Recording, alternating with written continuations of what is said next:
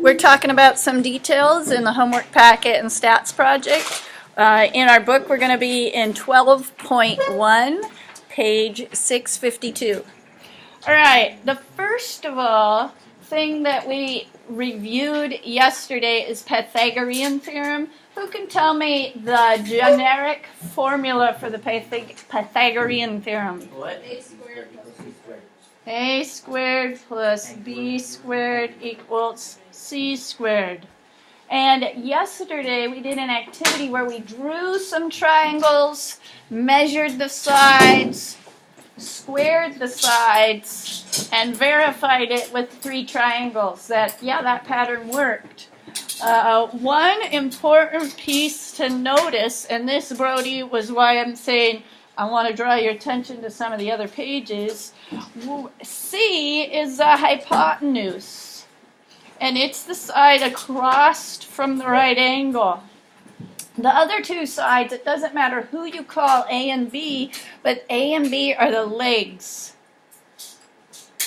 And again, it doesn't matter, I could have put A on the bottom and B over there, but it is important in the pattern who you call C. So yesterday, if you went ahead and completed this, we did one together, but you were pretty much had the same setup all the way down the page. 16 squared plus 63 squared equals C squared. So you could solve all of them with the same pattern.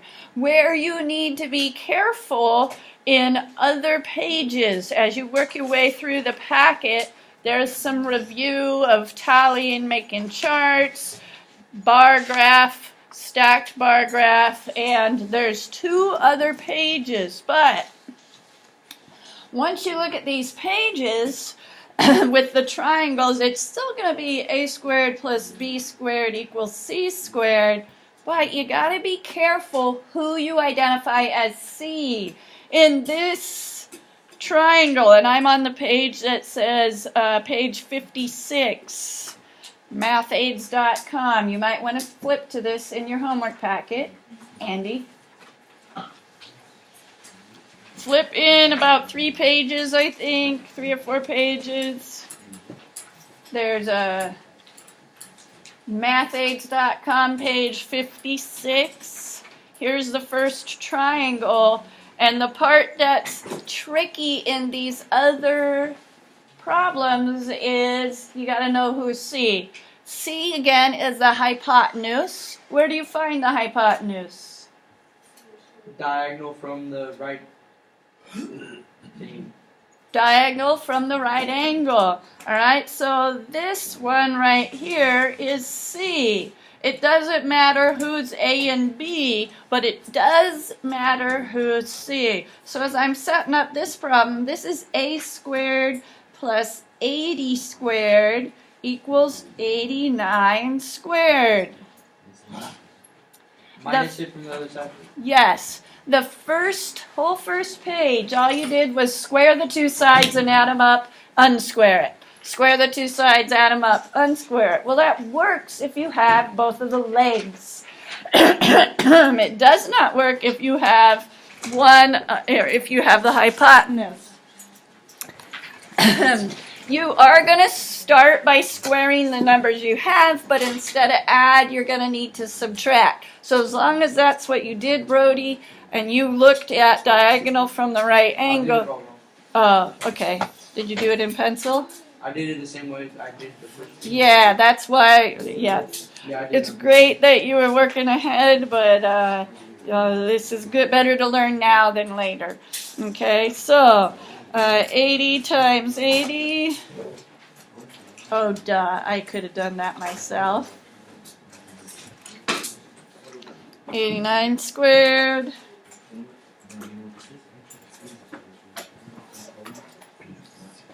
Okay, so now we need to subtract the 64,000.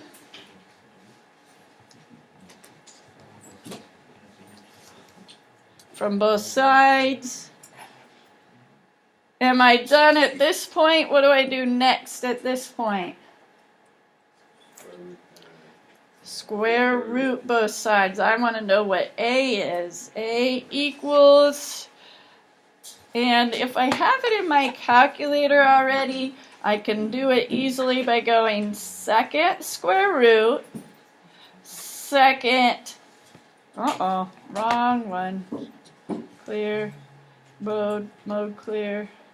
So second square root, that's the x squared, can't see if you can see my fingers, second square root, and then second again, and way down at the bottom, underneath the 3, the minus button has answer.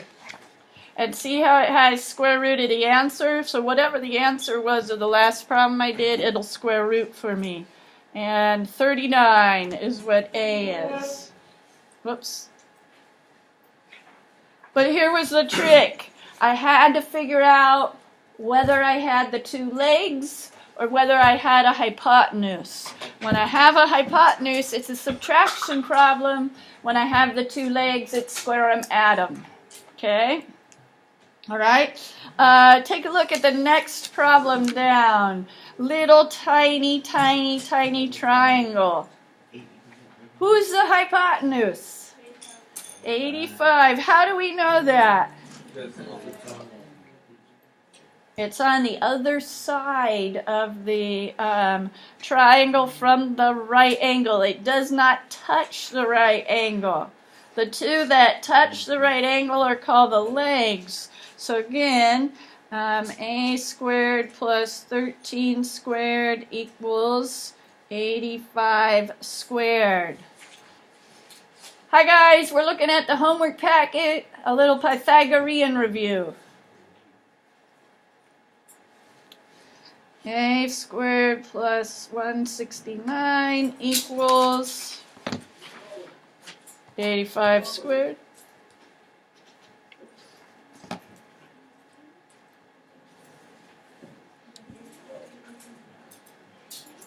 Oscar, how do I finish this? You subtract. Subtract the 169 from both sides.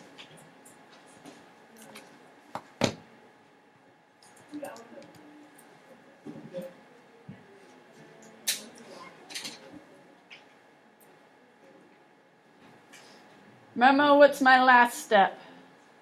You square it. Square root both sides. So I don't want to know what a squared is. I want to know what just a is.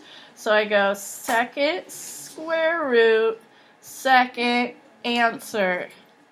Enter. 84. All right. Okay, so that's that page. Let me see what we have. Now this last page with Pythagorean stuff, sometimes you have 2 legs.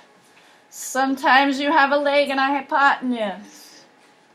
Leg and hypotenuse, 2 legs. So on the different page, it gets a little trickier, because you have to think about how to set up the problem. You can't just set it up the same way every single time. You got to think a little bit about the shape of that triangle and where the sides are. All right, so that is the Pythagorean. Oh, did you want to see it? I saw them looking at something. Okay. Now, stats project. You're working on question 2.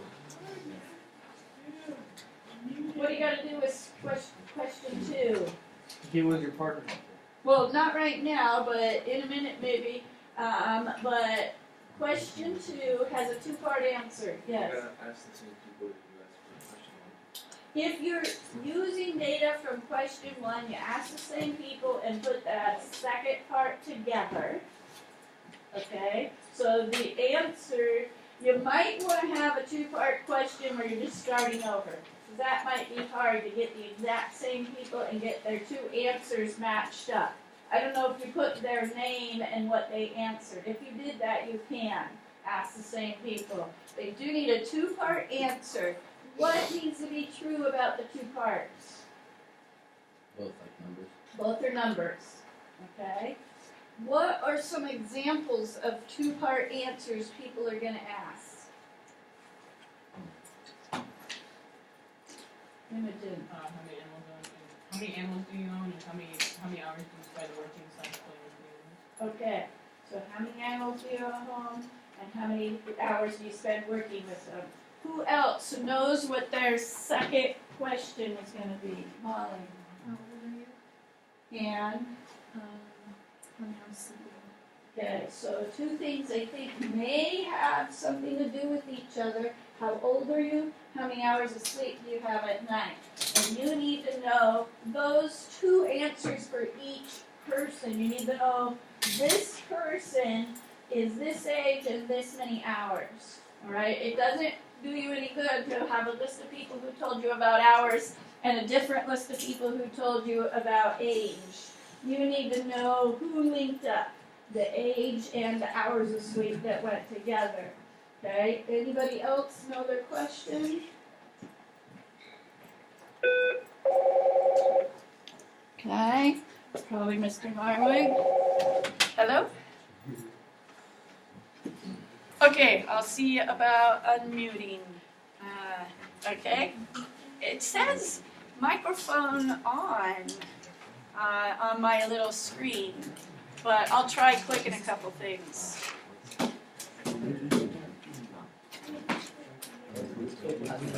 Okay, hold on. Let me get my commander and I'll work on it. You can hear us. Yeah, I heard it. I hear you guys are very loud. You guys are loud. Okay, but they can't hear us, so I can't see that. Tucker! Tucker. Oh, Hey, what's that, Tucker? he hung up. That would be using my phone. Okay, so near. What is it? I don't want that. Okay. There. Now can you hear us? Okay, good. Perfect. All right. Ladies, we were talking about, and gentlemen, there's some gentlemen hiding there. We never see them. We're talking about the second question in the stats project. Two things that are answered with a number that have something to do with itself. Brian, who's your partner? And what are you guys studying in your project? Juice. Do you know what your two-part answer is? Not yet. Okay, so one thing could be now again, they both should be answered in a number. It could be how old are you and how many times do you drink juice a week. Okay. Let's see. Mama, who's your partner? Martine, what's your guys' topic? Pizza. Do you guys know your two-part answer? Okay, so, I mean, it could be, how old are you? How much pizza do you eat? How many times do you eat pizza a month? Okay. Wyatt, who's your partner? What's your guys' topic? Gaming? Okay, do you guys have a two-part answer? Yeah. What's your... Second question is, how many video games do you have, and on a scale of 1 to 10, how much, would you prefer yourself as a gamer? Would you what yourself? How would you, on a scale of 1 to 10, how do you qualify yourself as a gamer? So, like, in ability? Okay. So again, your one part of your answer may be that scale kind of thing where you rate something. Okay. So how many games do you have, and what's your expertise level they're talking about? Okay. So we're gonna do a little lesson, but then you and your partner need to be coming up with that question. You might want to be checking it with me before you go out to ask it, because you can see it. I tried it the first time and kind of had a bogus question that didn't work. You don't want to do a lot of work and then find out when you're trying to throw it into a scatter plot, oh man, I didn't even do the right thing. Okay, so two-part question, both parts answered with a number, both parts coming from individual peoples. And you want that question hammered down so you and your partner can collect info. Okay, like we did last time, you and your partner each wrote it on a piece of paper so that you had the exact same question and you went out and asked people. Okay, but you were clear on what you were asking. All right, we'll see if we can get some time for that today. But we are supposed to look at triangles a little more. So They're so three-dimensional though. Three-sided. I know.